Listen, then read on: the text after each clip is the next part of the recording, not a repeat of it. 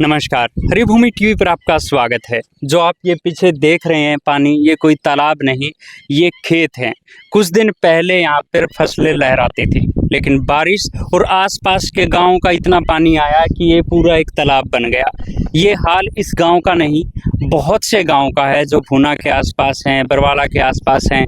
आज जब हम रोहतक से शुरू कर रहे तो बहुत से ऐसे गाँव आए, और आज हमारे साथ इस पर बात करने के लिए भुना की जो स्थिति है, दलबीर जी हैं, जो काफ़ी 25-30 साल से लगातार पत्रकारिता में सक्रिय हैं और हरिभूमि के भुना के रिपोर्टर हैं। आज उनसे बात करेंगे कि भुना की क्या स्थिति है। नमस्कार जी। नमस्कार सर, सभी दर्शकों को नमस्कार। क्या स्थिति है सर यहाँ पे?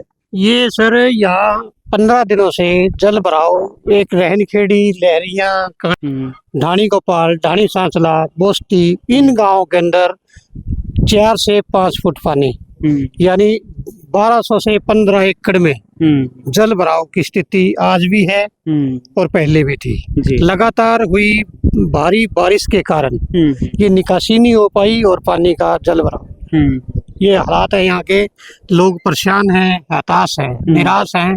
क्यों? जो अब ये पानी लगातार 15 दिनों से यहाँ है, इस पानी की वजह से सड़न पैदा हो गई है, बदबू पैदा हो गई है।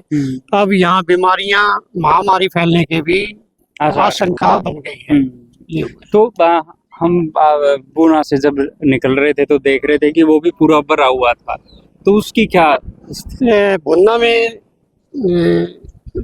7, 8, 10, 11, 12, 13, 14, 15 यानी इन वार्डों की जो रिहायशी कॉलोनियां थी, उन कॉलोनियों में 5 फुट पानी था। और प्रशासनिक अधिकारियों ने लगातार 10 दिन के बाद वो पानी निकासी आज बहाल की है। आज उस पानी को निकाला है, लोगों को कुछ राहत मिली है, लेकिन अब भी उप तहसील कार्यालय पुल पानी से लबालब है जी। ऐसे हालात भुना के थे, आप भी बने हुए हैं। लेकिन प्रशासनिक अधिकारियों की आंखें 4 दिन बाद खुली। अगर ये पहले इस पर संज्ञान लेते, बारिश जब शुरू हुई पानी निकासी व्यवस्था को लेकर, तो इन्होंने कोई कार्रवाई नहीं की, इसलिए लोगों को इसका खामियाजा भुगतना पड़ा। इसके अलावा एक और बात बताना चाहता हूँ मैं आपको। वर्ष 2022 में यहाँ जल भरा हुआ था, बाढ़ जैसे हालात बने थे, किश्तियां चली थी लगातार 15 दिनों तक शहर भुना में जी। उसके बाद 23 मार्च 2023 को एक प्रोजेक्ट सरकार ने बरसाती पानी निकासी का 292 करोड़ का मंजूर किया, और 2024 में उस प्रोजेक्ट को परिपूर्ण करना था, यानी पूरी तरह से चालू करना था।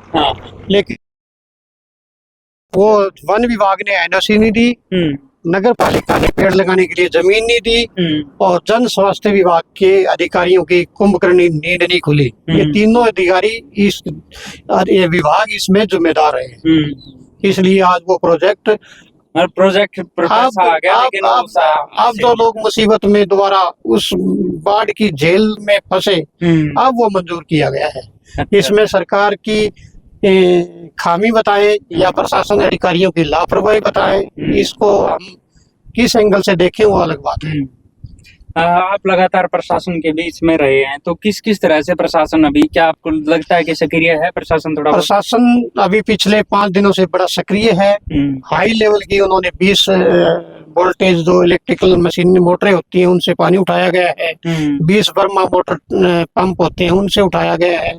लेकिन अब सक्रिय है। सीएम ने आना था, उसका भी बड़ा इफेक्ट हुआ, उससे भी ज्यादा प्रशासन अधिकारियों ने काम किया। रात की नींद उन्होंने गायब की, रातों रात पानी निकाला, इसमें काफी हुआ। सीएम साहब के आने के डर से पहले अधिकारियों का सक्रिय हुए जी।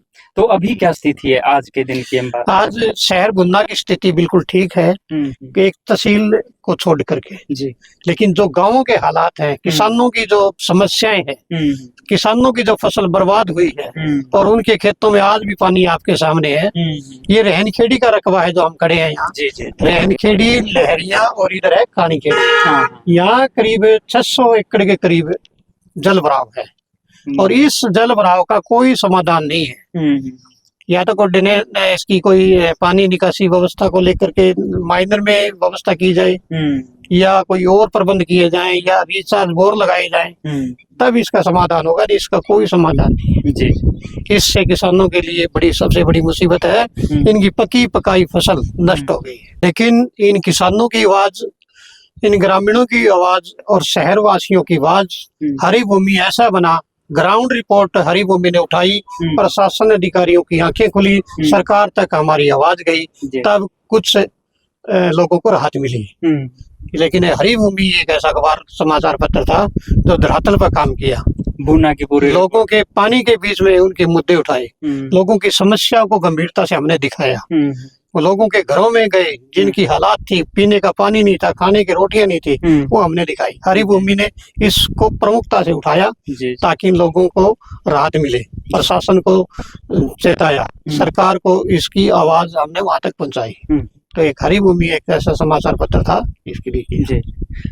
तो ये थे हमारे साथी पत्रकार और बता रहे थे कि किस तरह से गांव के हालात हैं और भूना के आसपास क्या प्रशासन कर रहा है और कब तक वो सोया रहा। आगे हम लगातार कवरेज जारी रखेंगे। देखते रहिए हरिभूमि टीवी।